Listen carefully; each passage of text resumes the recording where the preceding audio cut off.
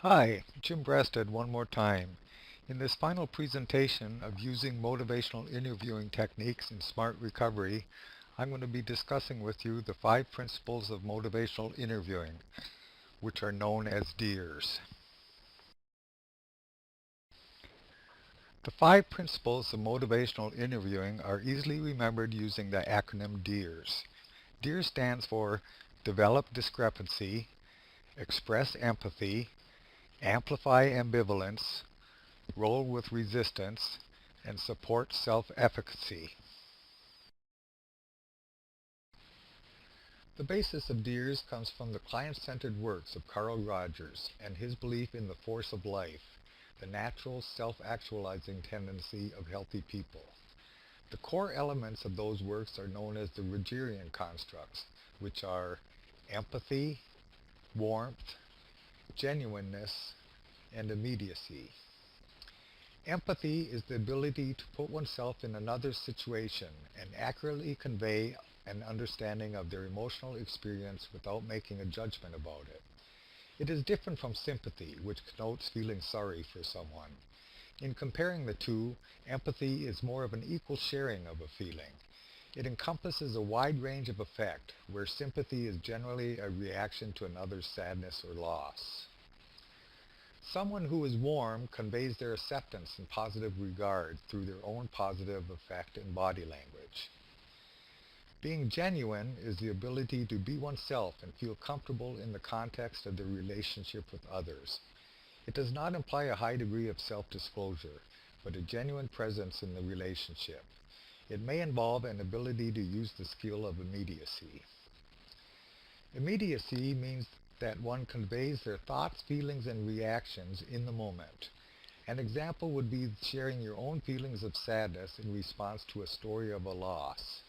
It is different from empathy in that empathy conveys an accurate understanding of the individual's feeling of sadness, where immediacy directly relates to it. These 4 Rogerian constructs provide the basis and foundation of which the 5 principles of DEARS are built upon. The D in DEARS stands for Develop Discrepancy. In pointing out discrepancies, you create a gap between where the person has been or currently is and where they want to be. They can then come to the realization that their current behavior is not leading them towards their goals, and they become more motivated and open to change. The goal is to resolve the discrepancy by changing the behavior.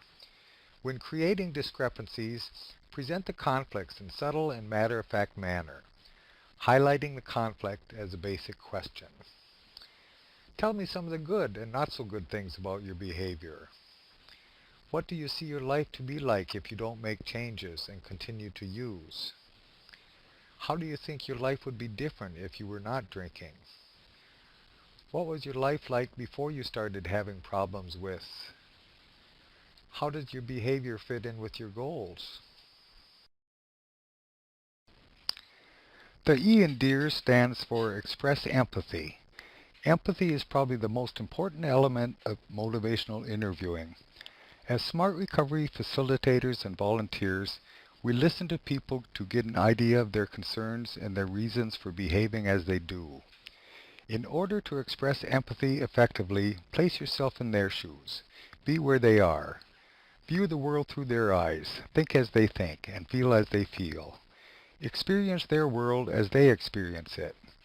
To do this, you might ask yourself, what would I be thinking? How would I feel in this particular situation? How would I be handling ambivalence about change? How would I want others to respond to me in this situation? When people feel understood, they're more likely to open up and share their experiences. The more people are willing to share with us, the better we are able to determine where they need information and support. Empathic listening is essential to minimize resistance.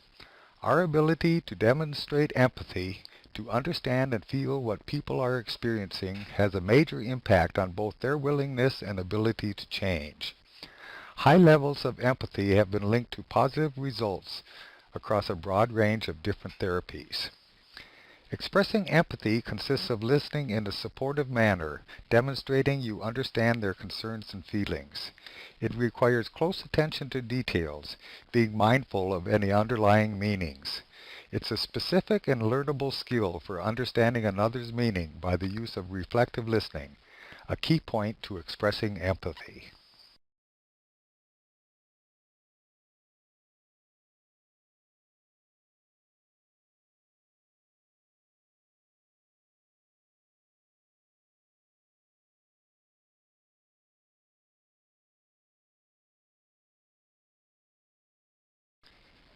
An empathic style will communicate understanding with respect and acceptance of the person and their individual perspective, feelings, and values. It encourages a non-judgmental, supportive, and collaborative relationship, establishing a safe and open environment that is conducive to examining issues and eliciting personal reasons and methods for change. An empathic style compliments rather than denigrates, and involves listening rather than telling. It gently persuades, with the understanding that change is entirely up to the individual. I know where you're at with this. I understand how difficult this is. Yes, making changes is hard work. It is very hard work. The A in DEARS refers to amplify ambivalence. Ambivalence to change is normal, but it can become paralyzing, causing some people to become or remain stuck. By recognizing and verbalizing ambivalence, you help people acknowledge their ambivalence by discussing it with them and exploring the two different sides they are dealing with. This can help them work their way through it. If this does not occur, long-lasting changes become less likely. What are the good things about your behavior? What are the not so good things? What was your life like before you started having problems with drinking? If you keep heading down the road you're on, what do you see happening? In what ways has your behavior been a problem? What have other people said? If not viewed as a problem now, how might it eventually become a problem? The R in DEARS is to roll with resistance. Like ambivalence, resistance is a normal behavior that should be expected when people are being asked to change. Arguing with a person or creating a power struggle by threatening or trying to assert control usually only makes matters worse. When you tell someone what to do, it is likely to be deemed as confrontational and fosters resistance. Instead, seek to clarify and understand, inviting their consideration and openness to new perspectives. By encouraging people to come up with their own solutions to their situations as they define them, we invite them to examine new perspectives without badgering, lecturing, or imposing new ways of thinking on them. Emphasizing and allowing personal choice and control over their problems can help minimize resistance. If you meet resistance, it's a telltale sign to respond differently. Some examples. That is okay if you don't want to quit. It is your choice. Maybe you aren't ready to quit. What do you want to do? How do you want to proceed? Where do you want to go from here? The S in DEARS is to support self-efficacy. A person's belief that change is possible is an important motivator in making change. Smart recovery is all about self-management. Each individual is responsible for choosing and carrying out any change they wish to make. In motivational interviewing, there is no right way to make a change. If a specific plan for change doesn't work, people can come up with other plans. However, for this to occur, they first must believe that change is possible and that they are capable of making the changes necessary to improve their current situation.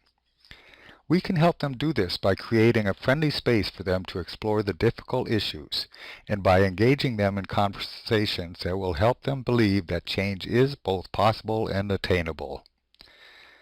To do this, we might say things like, "It seems as though you have put a lot of thought into your goals. You have a good plan of action. It sounds like you are still struggling with making these changes, but you have made some success at making some. You have made real progress. How does that make you feel?" So once again, DEARS stands for Develop Discrepancy, Express Empathy, Amplify Ambivalence, Roll with Resistance, and Support Self-Efficacy. No matter which motivational interviewing skill, method, or technique is used, it is important to emphasize the individual's personal choice and control. If you tell someone what to do, it's usually taken as being confrontational and will often foster resistance. Instead, we want to create a free and friendly space that allows individuals to explore the difficult issues they are dealing with. By emphasizing their own personal choice and control over their problem behavior, not only is there less resistance, but it gets them fully engaged in their recovery. To close, I'm going to mention my beginning statements one more time. It's not what you say, it's how you say it. And it's not what you ask, it's how you ask it. Keeping those in mind, when we're out to help others in the exploration of their thoughts, feelings, and behaviors, it isn't a matter of to confront or not to confront. It's a matter of how to confront effectively.